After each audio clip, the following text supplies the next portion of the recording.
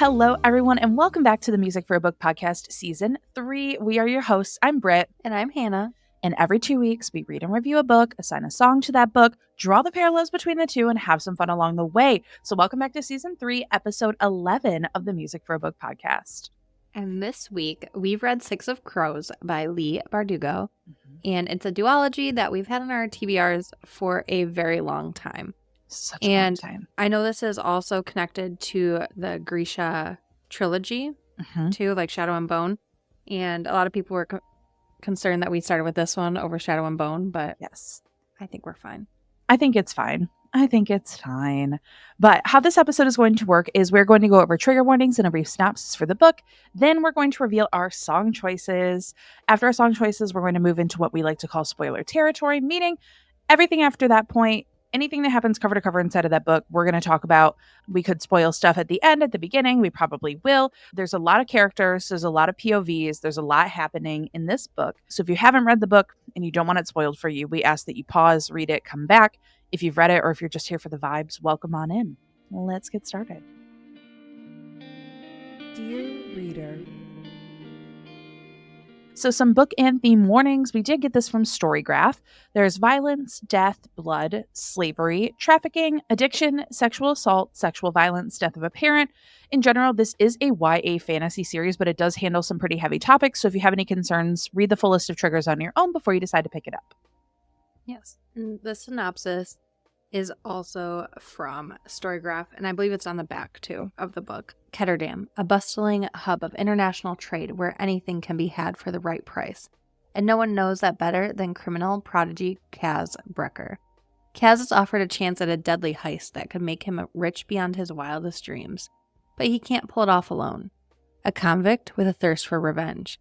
A sharpshooter who can't walk away from a wager. A runaway with a privileged past. A spy known as the Wraith. A heartrender using her magic to survive the slums. A thief with a gift for unlikely escapes. 6 dangerous outcasts, 1 impossible heist. Kaz's crew is the only thing that might stand between the world and destruction if they don't kill each other first. All right, so are we ready to talk about our song choices? So ready. All right. I went a little off like what I normally would pick, but it's still kind of on brand for me. And I ended up picking Victorious by Panic at the Disco. Okay. Love it. I picked Money, Money, Money by ABBA. I'm obsessed. Very on brand for me. Very on brand. Love that. All right, y'all. Spoilers ahead. If you do not want spoilers, do not pass go. Do not collect $200. We will be talking about Kaz Brecker and the quote-unquote heist that they did. We have some qualms with the word heist, and we'll talk about that as we move forward. But this is your warning. Back out now. If not, strap on in. We're going to talk about Kaz Brecker and this misfit bunch of thieves. All right. So first things first, how'd you feel about the heist? Did you think it was a heist? What was your thoughts? Okay, so I do want to preface this. I want to preface this by saying that I believe that I did this book a disservice by reading Onyx Storm first. Because I'm not really in the mood for fantasy right now. And so I don't know if that played a role or if I just had super, super high expectations. But when I read heists to me are like spy missions, gems, bank vaults, all of that stuff. To me, it felt more like a rescue mission, like a high stakes type of mission.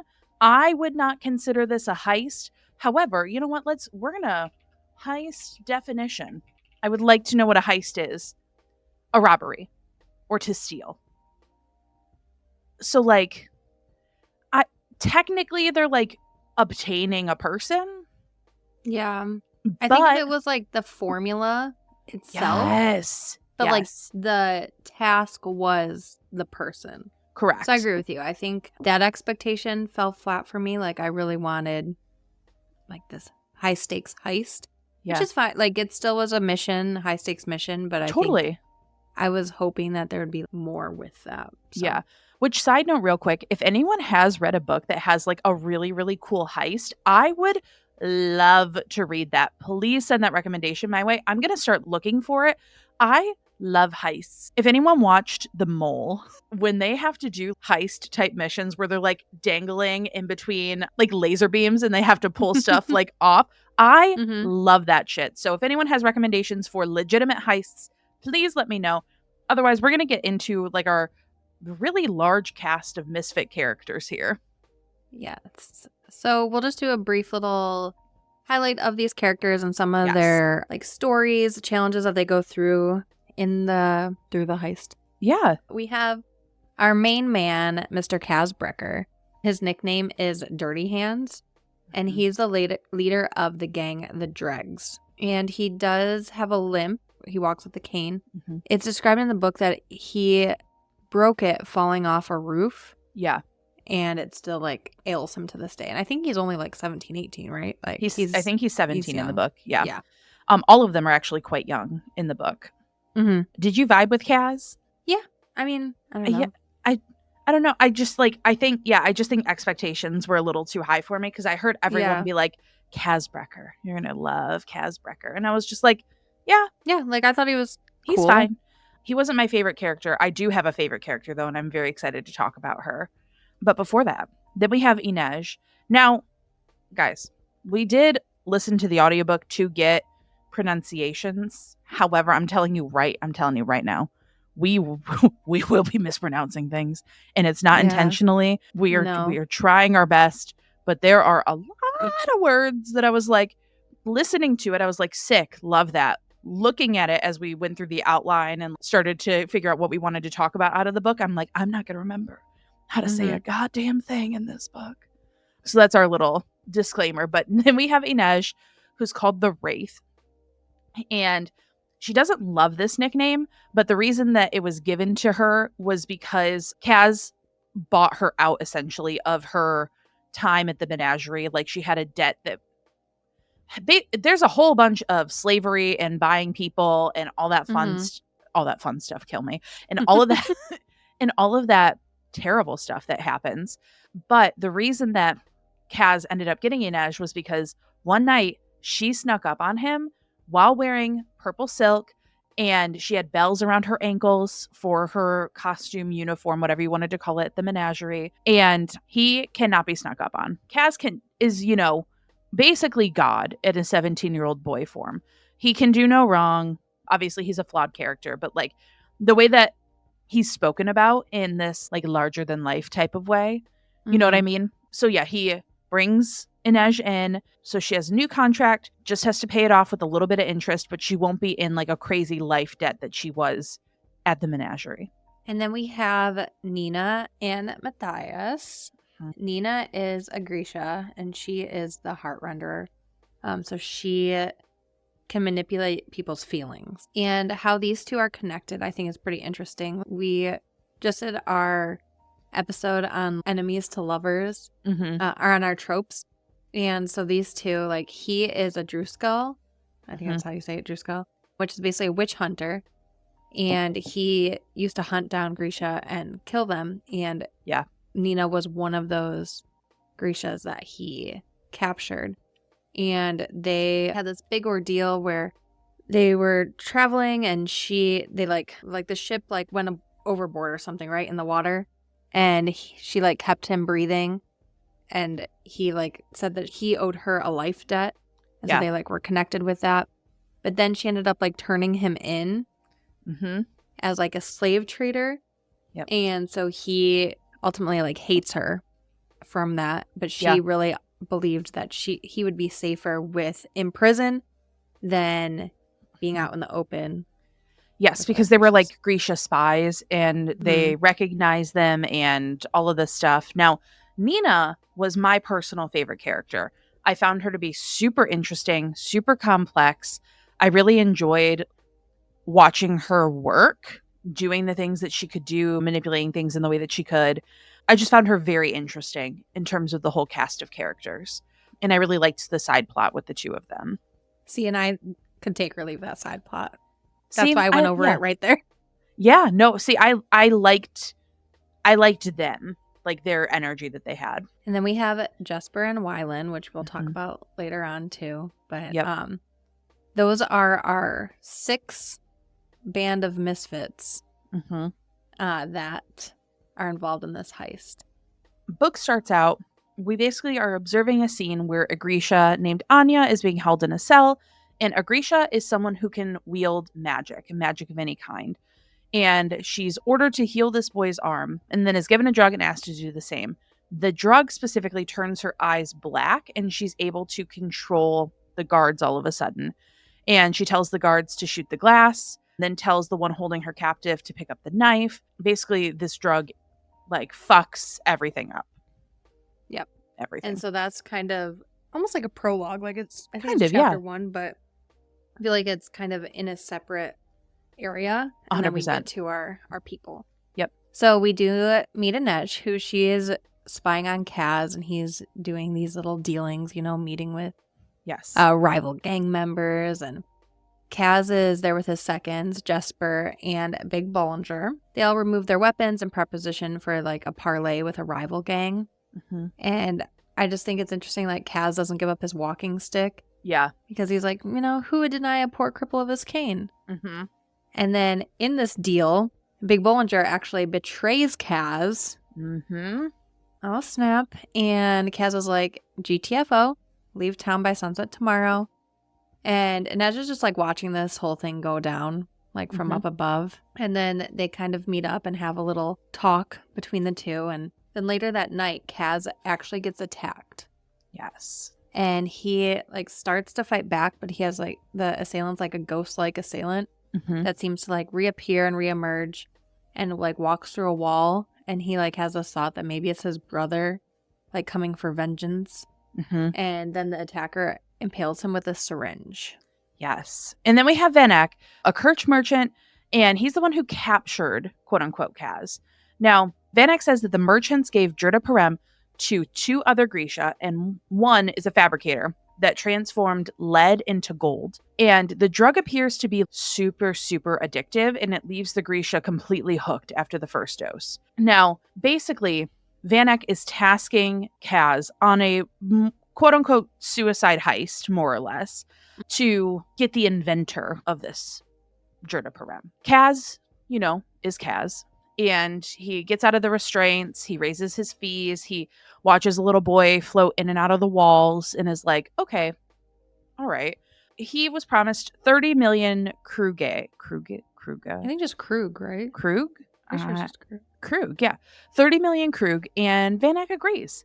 And basically reminds Kaz that if he fails to save the scientist and the formula that is for the Drita Parem, that Kirch will not survive. All, you know, carried all on Kaz's back to. Naturally. Yeah, and that's the basis for this heist. And so Kaz goes back and tells Inej to gather a few others so he can explain the mission to all of them. And he emphasizes that like she can take or leave this job, which she notes as kind of like unusual because she's indebted to the dregs. Yeah. So she really doesn't have a choice in a lot of their dealings, but this one was an optional job.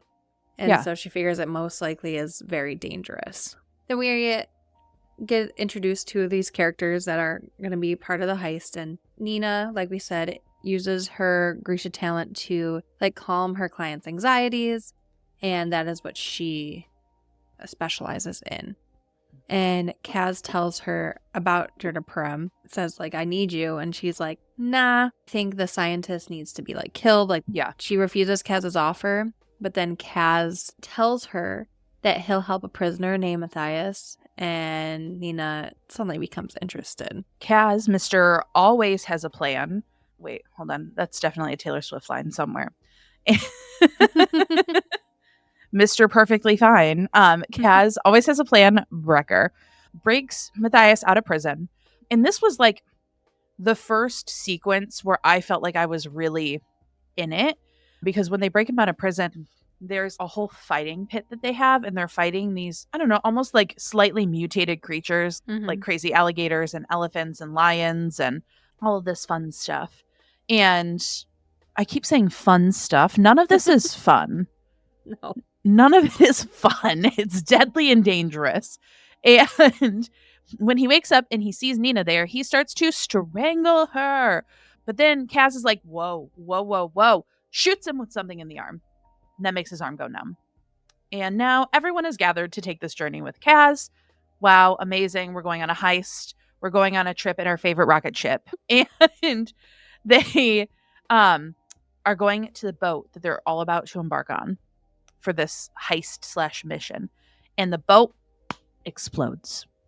Yep. So they're on this dock now, and there's other gangs there. There's like this gunfight going on. Yeah. And Jesper's standing in the middle of it, like savoring the thrill of combat, and like, pulls wiling up, and Nej gets injured, and all this stuff happens already. I'm like, oh, okay, we haven't even gotten on the boat. Mm-hmm. And then Kaz is like, go to the next dock where the real boat is waiting. Yeah. And he's like, I figured this might happen. This was a decoy. Again, Mr. Hold on. This is going to bother me. I need to look up the lyrics to Mr. Perfectly Fine because I need to...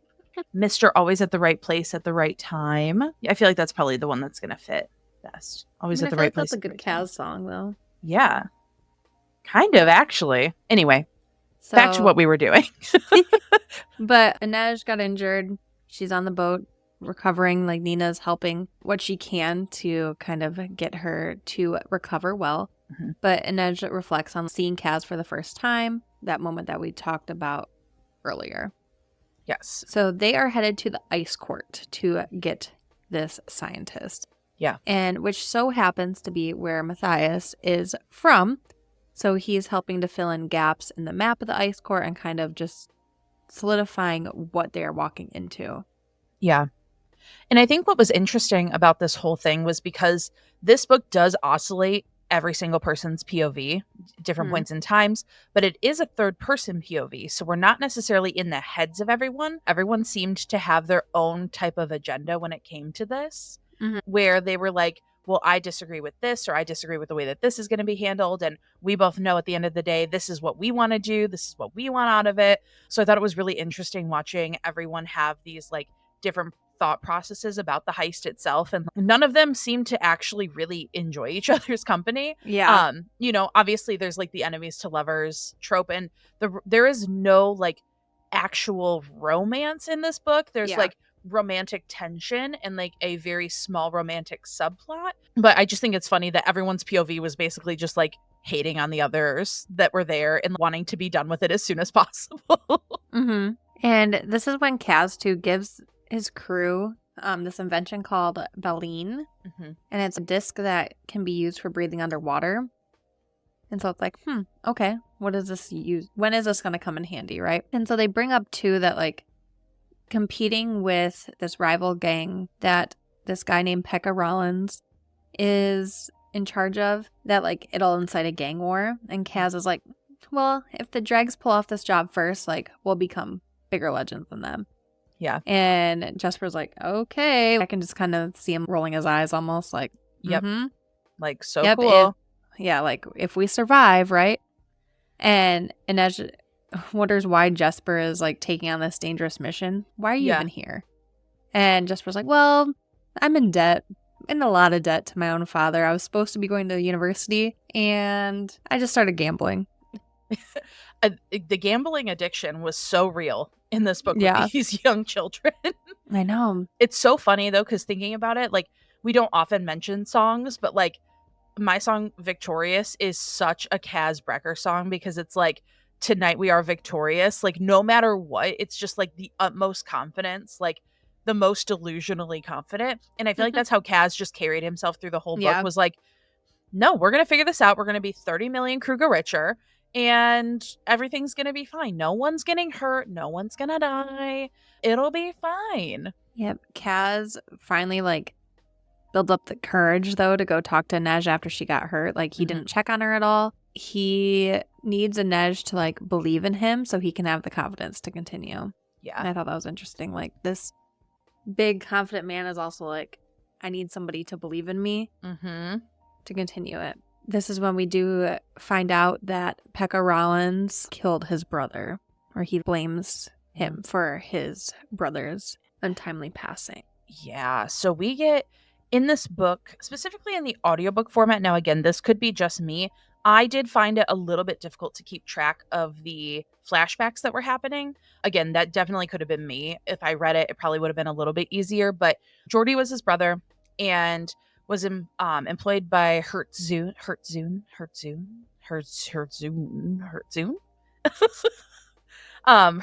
And now basically Kaz realizes that the associates on the inside were using their own knowledge to cheat in their investments. And so Geordie, he decided to invest his father's money in one of those deals. And it actually took a great deal of convincing for them to allow Geordie to do this because they were so young and they really fought against it. Kaz was against it, all this, all this stuff. And that was all of the money that they had to live on. Now, they do the deal. They go to meet back up at this coffee shop and they realize that they were just scammed. They were bamboozled because everything in the coffee shop is gone. Everything. The people, the tables, the chick, everything. And so was their money. A neighbor told them that they had only been there for a few weeks. Then Kaz remembers this coin that had fascinated him, and it was like a magician's coin. And so he thought of it similar to Geordie's money, where it was like, now you see it, now you don't. Yeah. We get a little bit about that brotherly situation that they had and how they were really slumming it on the streets after. And that's where Kaz Brecker became Kaz Brecker after that whole situation. Yep. And so their boat arrives on the northern coast of Ferja, I think it's called. Sure. And suddenly the earth erupts beneath the crew's feet. And Nina recognizes that they're being attacked by Grisha squallers who are flying above them, which is something only really possible with the use of Jirda Purem. And this is when Nina's like, why do we need the scientist if we already have Jirda Purem? Kaz guesses that only the scientist, who is Yul Bayer, knows how to make more of the drug. And so they want to ensure that he doesn't share the formula or that it can just keep it in the family, basically. Yeah. In this heist, they're traveling a lot in this heist to get to where they need to go. In my opinion, there was a lot of in between of the traveling that I just didn't care about that much. I feel like this book is a mix of spectacular action, and then I don't know if it's because it was in third person or because I didn't care fully about all 6 of this cast of characters, but the in between moments I just kind of wanted to be done so we could move into something else. I didn't dislike this. I still had a good time with it, but I just think that either my expectations were misplaced or I just had a very different idea going in of what this would be. But they decide to stop a wagon and replace the prisoners to get themselves in. Kaz is an expert lockpick. He's an expert thief. He is an expert con artist, more or less. Pickpocket, lockpick, whatever you want to call him. He sees the prisoners in this wagon and they're cramped together, fully cramped together. And they also have black bags over their heads, which was definitely, it threw him off. And Kaz doesn't get thrown off very often. He literally plucked a man's eyeball out and then threw him overboard earlier. So not much gets to him, but he was definitely shocked by what he had seen. Now they see the Ice Corp. It is super, super dreamlike. I could not, unfortunately, get Frozen out of my head. And so, unfortunately, I could only think of Frozen in terms of I was thinking more the glass castle in Throne of Glass. Okay. No, I could totally see that, but I think also I don't know why my brain went there. Maybe because it was snowing. Well, Ice Court, Frozen. Ice Court, yeah. There was also, what's the one Frozen song? Not the one. Do you want to build a snow? Incorrect. Not that one. Let It Go. No. I feel like Into the Unknown. That's just. I mean, I could see it. That's where my brain was. But the guards question the crew versus who the prisoners are supposed to be, but they just kind of let him go. I was like, okay, sick. Here's the thing. Kaz is homie is going through something in this prison. He's taken back to the sick boat he was on when his brother died. Kaz is struggling right now. Yeah. We have Jesper, who goes to the prison bars, and He's actually like a fabricator, Grisha, we find out. And not like a super, super powerful one, because these bars are thick. And so they were like, oh, are you going to pull the bars apart and we're going to get out of here? And he's like, no. However, I can pull like a little bit of the iron out of it. Jesper does a little bit of that. And yeah. And so Inej is on her portion of the mission, which she's like climbing in the incinerator shaft, because why not? She like has this moment where she like blames herself for trusting Kaz and that he led her to this fate. She considers just kind of like giving up because it's like hot. The incinerator, I think the time changed, like it was supposed to run in the morning and now it's running in the afternoon and all this stuff. And yeah, then she like feels raindrops cooling the walls and it just like works out in their favor. And then we get another like flashback scene where Kaz talks about how he saw a man that he recognized as Hertzun, because he had like very like florid cheeks and tufty sideburns is how he's described, and that's just so we knew he could recognize him. Yes. And so he followed him to a gin shop, and the guard wouldn't let Kaz inside. And the guard ended up telling Kaz that the man wasn't Hertzun but Pekka Rollins, who is a legendary gang boss. And Rollins looked through the window right at Kaz, but didn't appear to remember him. No. And then Pekka Rollins is in this prison. So when they all are kind of like splitting up to do their own portion of the heist mission, and before they meet back up, Kaz finds Pekka in this prison, and Pekka's asleep in his cell. But just kidding. He was actually awake after Kaz picks the lock.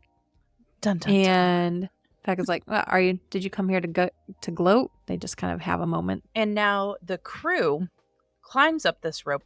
And if it feels like we missed a lot of details, we did. Don't worry, we did. We're doing like high level hit of the plot here. There's some in between stuff that we didn't cover. Just know that. But the crew is climbing up a rope. And when they get to the roof there, Nina is attempting to heal Inej's feet from the incinerator. Then Jesper is now revealed to be a fabricator in front of everyone. Prior to that, it was only with Matthias, I'm pretty sure. And so it was revealed in front of everyone. And Kaz lies about finding Pekka Rollins. And they're basically, like, where were you? Or where were you? Yeah, like, what's going on, Kaz? Yeah. Where were you, Kaz Brecker? And he's like, nowhere. Hee hee. But basically, the misfits are prepared now to split up. So Inej and Nina are to enter with the menagerie, which is a rough go in that situation. Kaz and Matthias are to go over the secret bridge, because when they talked about like the ice core and, the places that you can get in and out, Kaz kind of calls out to Matthias, like, I understand that there's this bridge structure. I understand that this is here, but royalty has to have another way out. And I need you to basically tell me what it is. And he was like, warning, it's messy. It's not easy. And we all know that Kaz Brecker is not going to go the easy route. And now Jesper and Wylan are going over to the roof. And they all repeat the Dregs motto as they're doing this. They're going, no mourners, no funerals. Yep. So Nina and Inej decide to go enter through with the menagerie, but they're separated because Inej looks suspicious, so she goes to a different checkpoint. So Nina does kind of change their features to make them kind of fit in with the crew there. Yep. And so at this new checkpoint, Tante Helene is there, who is actually the one who basically like owned her. Yeah, was basically like her slave owner. The owner of in the menagerie. And she, of course, recognizes Inej. And she was called was it the Lynx?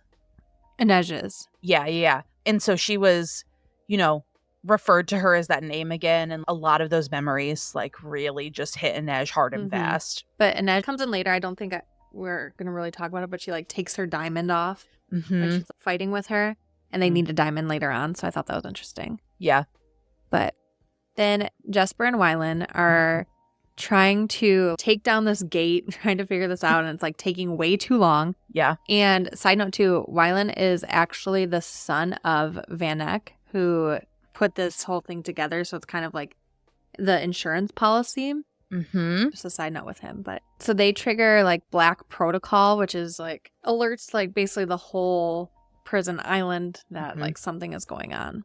Yep. Now, Nina is flirting with Jarl Brum and pretends to be curious about seeing a Grisha in person, even though she is a Grisha. We'd love to see it. They go out of the palace to something that like kind of resembles a tomb. It's like an old treasure type of vault, which has been, quote, since converted into a laboratory. He leads her to cells where there are nearly 30 Grisha that are imprisoned there, and they're all dosed with Jurda. So Nina says she wants to spend some time with y'all. I can't. Okay. Nina says she wants to spend some time with Jarl alone, hoping that she can torture him and get him to reveal Yulbear's location. Now, Jarl tricks her into a cell, locks her inside, says her name, and is like, I remember your little face. I think it's what is it, stubborn little face. So fun. Now, Matthias's face appears outside the cell door, and he tells her he came to warn Brum as soon as he could, and is like, you should know that we need to put like country before self.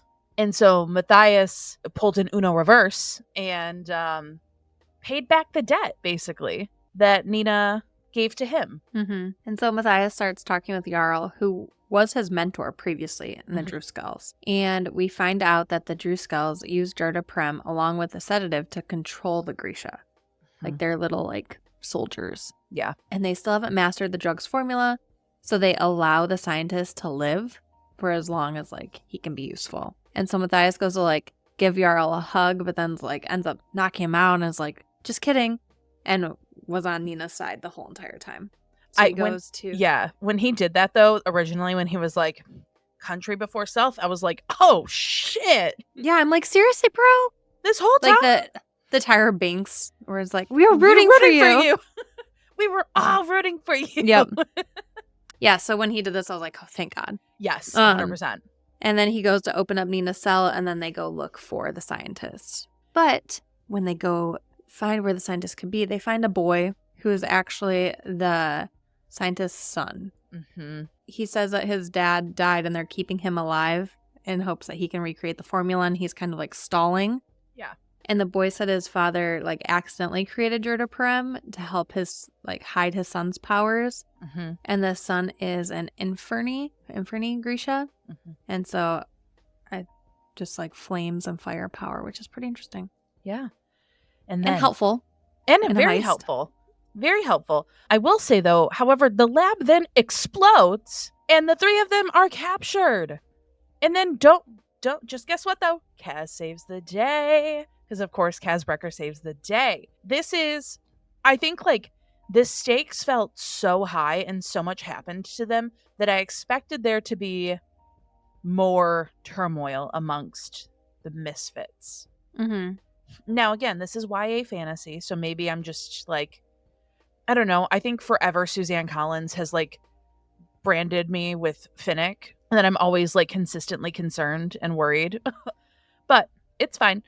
Basically, then Kaz warns the others to not take the baleen, which is the thing that helps them breathe underwater if they're drowning, until they hit the bottom.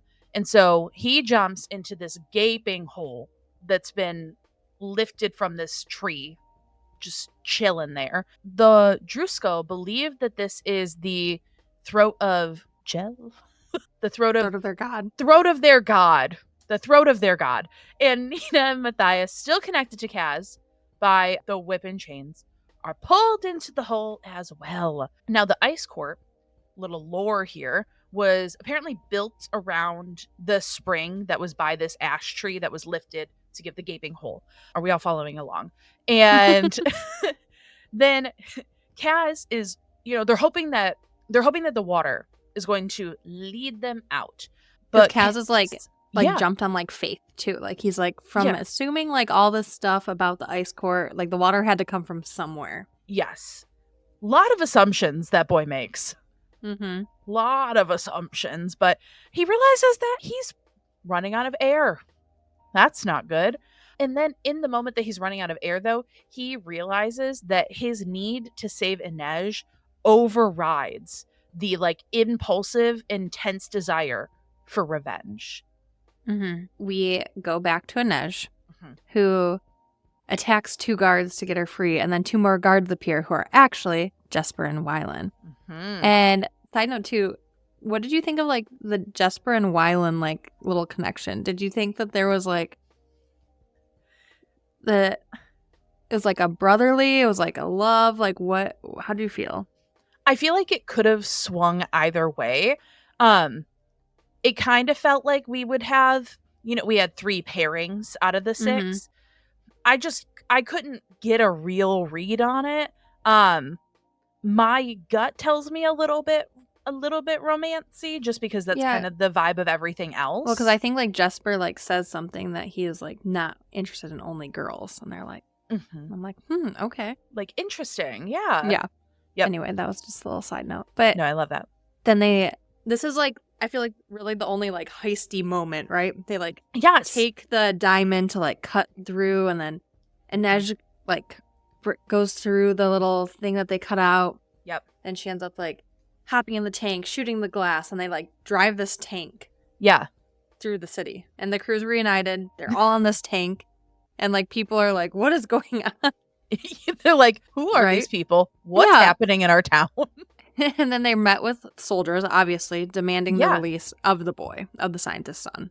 Of course. And Nina takes the Jurdaprem from the boy, and because of her Grisha powers, she can sense it in the soldiers' bodies. So she puts them to sleep, hypnotist style. And Jarl appears, and some of the soldiers have armor on where Nina cannot control them. So Matthias asks her to show some mercy, so she just puts them all to sleep, lets them go night-night. I'm like, come on, Nina. Like, I know. Just take them out. I know. But then they all board the ship to leave. And Inej is wondering what Kaz is going to do next, what he's going to need. And basically, I thought this was a very sweet moment, because he asks her to stay in Ketterdam with him. And she says that she will, quote, only have you without armor, Kazbrecker, or I will not have you at all. And when Kaz is silent and doesn't answer her, she walks away, which good for her. Yep. Good for her. And that armor is, I mean, I obviously think like a metaphor, also physically too, because there's like physical barriers between them with, just living the way that they do.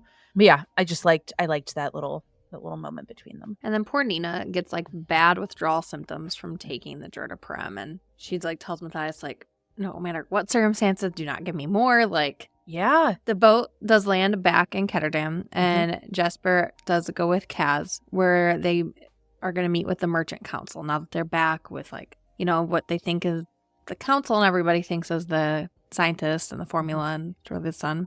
Jesper wonders what he's going to do now, too. Is he going to hide his Grisha power? Is he going to cultivate it?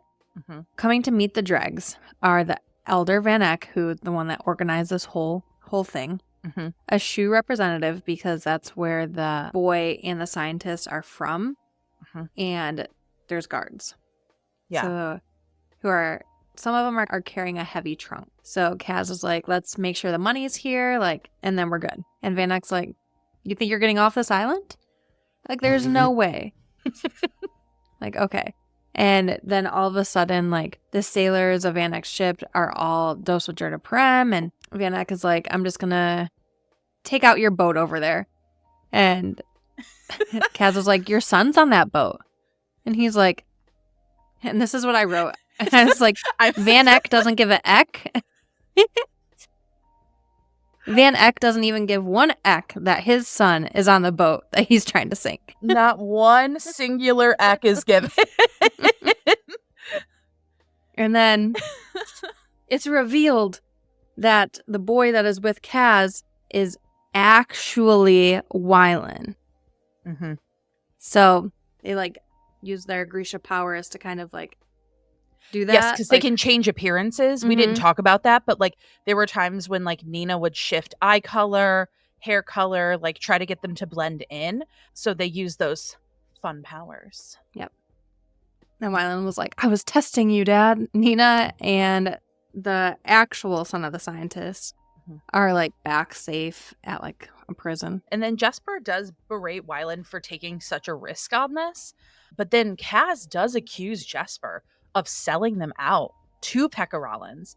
And Jesper had told a dime lion that he would be getting some big money soon, trying to buy more time to repay his debts because Jesper is in a lot of debt. Yeah. And he tries to defend himself.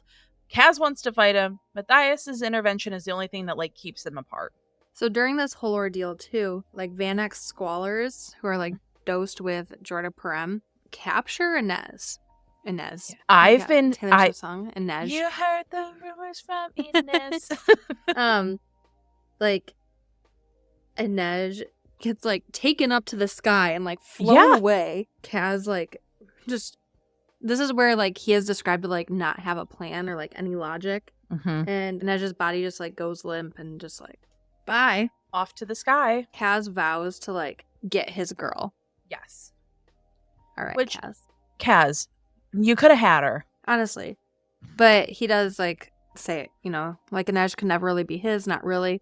But he'd find a way to give her the freedom that he'd promised her so long ago. Yes. And then we get our final chapter in perspective from Pekka Rollins. Yes. And Homie is in his little office above the Emerald Palace.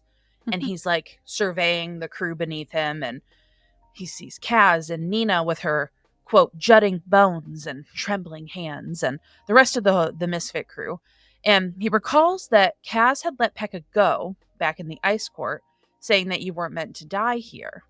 Now, Kaz is here, coming to collect his Kruga to basically help him wage a war against Van Eck himself. In return, Kaz is going to, in this deal, he's going to sell his shares of the club and Fifth Harbor, and Pekka agrees to this deal. But something that was interesting that Hannah made note of was that he recognized a darkness in Kaz that sent a chill slithering up his spine, which I think is quite an interesting setup for what Crooked Kingdom would have in store. Yeah. And after that, Kaz and the crew leave. Pekka realizes that Kaz not only struck the deal, but he's then stolen his watch, his wallet, the gold shoe buckles, and he's hoping and praying with everything in him that Van Eck will kill Kaz, get rid of him. Because if he doesn't, Pekka's going to have to kill Kaz himself. Dun, dun, dun. And that is a wildly abridged version of Six of Crows. Because otherwise we would have been here for like 3 hours. Correct. And at that point, should just read the book. We are not, guys, we do one singular deep dive review. We do not deep dive things on the podcast. Yes. But what were your like final, I know we talked about initial thoughts, but like after re-talking about it now, yeah, do you feel any different? Maybe a little bit. I feel like, maybe, because like, when we sat down to record, I was like, I feel like I've missed something. Like, I feel like I must have like spaced out, missed parts of the plot, but like re-talking about it, I didn't. So I feel like there was just something inherently kind of missing from it. Like I said, it's not that I disliked it, but like, yeah, I think there was just a whole lot against me on this one. Like reading Onyx Storm first, and then I think doing the audiobook was not the most beneficial on this one with the multiple POVs. Yeah, I just think my expectations were too high of what I just had a very clear picture of what this heist was going to be. Yeah, I think that's where my head is at. I think, this came out 10 years ago, I think, or something. I think so. And I think if I would have read it then, I would have had a very different view on it after just reading, like, recently so many different... Yeah, this was 2015. Yeah. Different fantasy and just being involved in that world. But I enjoyed it. I'm glad I finally read it, and Me too. I think talking about it and, like, doing the outline made it better for me. Yeah. To kind of go back with that. But I did cut out a lot of things that I didn't feel were super important, that were fun to read about, but... Yeah. Not necessarily important to the end goal of the heist. Yeah. And it's like, it's not because this is YA either. I just think that like, because I didn't miss the romantic pieces that are often the fillers or like the extra gruesome type of details that we get in like an adult fantasy or a romantasy. Yeah, I just think that like when I saw One Impossible Heist, it's on the cover, I was like, a heist, let's do it. And maybe reading the Shadow and Bone trilogy first might have helped with it, but I did not struggle with the world building. I understood the world very, very clearly. I understood the character motivations. Obviously some of the pronunciations got us. Sorry about that, guys. And, you know, I think that if I would have been super confused by the world, then I could have said, okay, maybe I'll reevaluate once I read Shadow and Bone, and then I'll come back, reread this, and then Crooked Kingdom.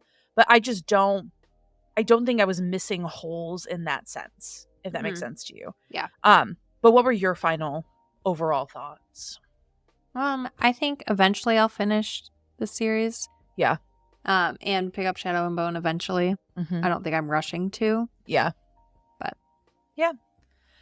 All right. Well, are we ready to talk about our song choices? Mm-hmm. Beautiful. So I picked Victorious by Panic at the Disco. And I know people have a lot of feelings about Brendan Urie and Death of a Bachelor and all of that stuff in general. However, you know, here we are. But this song is Kaz Brekker in a song, if there ever was Kaz Brekker in a song, in my humble opinion. Okay, so the song starts out with, tonight we are victorious, champagne pouring over us, all my friends were glorious, tonight we are victorious. And I think that this is just the energy that Kaz Brekker carries as a person. This song is a lot of like fun rhyming words, but like the punchier parts of it, I think, are like the meat and potatoes, if that makes sense. But it just says, double bubble disco queen headed to the guillotine, skin as school as Steve McQueen, let me be your killer king. The let me be your killer king specifically headed to the guillotine. It hurts until it stops. We will love until it's not. I'm a killing spree in white, eyes like broken Christmas lights. I love that visual, like what a busted Christmas light looks like. But this specifically, this is Kaz. My touch is black and poisonous and nothing like my punch drunk. Kiss, I know you need it. Do you feel it? Drink the water, drink the wine. I don't know. There's just something about it. It's like this song is like so delusionally confident and cocky that it just like, don't worry. Like we're going to turn up the crazy. We're going to live it up. We're going to shoot off fireworks until we feel all right. Like it's just like the modern day version of how I think Kaz Brekker would celebrate a situation like this. But this part is like, this is the chunk to me. I'm like a scarf trick. It's all up the sleeve. I taste like magic, waves that swallow quick and deep. Throw the bait, catch the shark, bleed the water red. 50 words for murder, and I'm every one of them. Tell me that's not Kaz. It's a very Kaz song. I don't know. It just felt like a lighthearted, fun way to represent the attitude and swagger of Kaz Brekker, which is why I ended up picking it. Love it. Mm-hmm. I picked Money, Money, Bunny by ABBA. Yes. And I almost picked like the Mamma Mia, like the Broadway version too. So yeah, just kind of go back and forth between those two. But like literally it's, I work all night, I work all day to pay the bills I have to pay. Ain't it sad? And there still never seems to be a single penny left for me. That's too bad. In my dreams, I have a plan. If I got me a wealthy man, I wouldn't have to work at all. I'd fool around and have a ball. And I just feel like that's like, just like Ketterdam and like the, you know, all of their like the 6 misfits like thoughts, right? Like, you know, I work all day, I work all night. Like if I got me a wealthy man, but in this case, it's like this heist. Like if I complete this heist, like I wouldn't have to work all day. I could fool around, have a ball. Like that's their like dream, right? Yeah. And the chorus, of course, is like money, money, money must be funny in a rich man's world. And I just feel like that's their like idea. If they had like complete this and get all the money, then everything will be good. Especially like Jesper's like, oh yeah, once I have this money, I'm good. I'm good with life that. Will be good. Later, it's like, so I must leave. I'll have to go to Las Vegas or Monaco and win a fortune in a game. My life will never be the same. And just that mentality to me is like, all right, if we go to the ice court and win this fortune, my life will never be the same. And that's why I feel like the 6 of them have that mentality there. Yeah. And it just goes on again, you know, with repeating the chorus, money, money, money must be funny in a rich man's world. But I just see them like, if this was a musical. 6 of Crows the musical. Yep. They would all be like rotating through just like money, money, money. Like in the Crow Club, just working, like gambling, you know, just all of them. And someone write that down. And then someone the menagerie, right? Like In a rich man's world. But yeah, definitely Six of Crows the musical. The song would be in it. I love that. And that's why I picked my song. What a fun song choice. All right, let's talk about our final book rating. So, for those that are new or don't know, we rate into the moon and to Saturn. I rate in moons. Hannah rates in Saturns because we just don't love the traditional star scale for the podcast and we wanted to be cute and different. I'm struggling to like land where I want to. Cuz like the parts that I loved, and the parts that I didn't, I forgot about. Like it's not like I disliked it. They didn't stick with me at all. Mm-hmm. So I feel like I'm gonna go 3.5 moons. Yeah, we're gonna go 3.5 moons. I again think my expectations just ruined the vibes a little bit. Mm-hmm. I am gonna do 4 Saturns. I am. I love that. After going back through it a couple times, I'm confident in that. I love that. Yeah, it was like the 3.5 to 4 range. Like, am I doing a 3.75, 3.5? Am I going to do 4? But yeah, I just think that where my headspace is right now, it's a 3.5. I think that if I revisit this down the line, I think that it would go up in a different headspace. Yeah. That's fair. Well, that is Six of Crows, y'all. Yes. And our next review episode comes out in 2 weeks on March 5th, where we will be reviewing the horror novel Witchcraft for Wayward Girls by Grady Hendrix. Yes. I'm really excited to dive into that. I love witchy-related things. But wait, there's more. Next week, we have a very special episode. So we have our weekly From the Vault episode that will be coming out. We're doing a long story short episode on Onyx Storm. Do it. It used to have lightning. I know. It used to have lightning. This episode is not a deep dive. It will be very, very spoiler heavy. That's why we waited a full month after the book came out to release that episode. It's going to be talking about our theories, our reactions, screaming about the book basically. And if you've read Onyx Storm and you've been online, you've probably seen some mixed reactions, but I will tell you now that Hannah and I are firmly in the camp of we absolutely loved the book. So the episode will be overwhelmingly positive. So just know that going in. Yep. And so thank you for listening to our very abridged version of Six of Crows review. And follow us along on Instagram, TikTok, Discord, Patreon. Give us your thoughts on what you're reading and any recommendations you have, or your thoughts on Six of Crows and how quickly we should read Shadow and Bone or Crooked Kingdom and all of that. Yes. And also, please, please, please rate and review the podcast. That helps us out so much. Whatever platform you're listening to, on Spotify, on Apple, on iHeart, on YouTube, if you give us a little subscribe and like the videos that you're watching, that is so appreciated and very beneficial to the podcast. Yep. And our comment of the episode. Ooh, yes. Gonna be... I would like you to put anything money related. I need a money bag, a credit card, coins, whatever monetary value emoji and or word you want to throw down there. Throw it down. Let's see it. Yes. Because money, money, money must be funny. Love it. And a comment on our podcast. I am not a singer, so that's fine. Don't judge me on that, but that's fine. But we will see you all next week where we talk about Onyx Storm. Yep. And keep reading with kindness. Bye, everyone. Bye.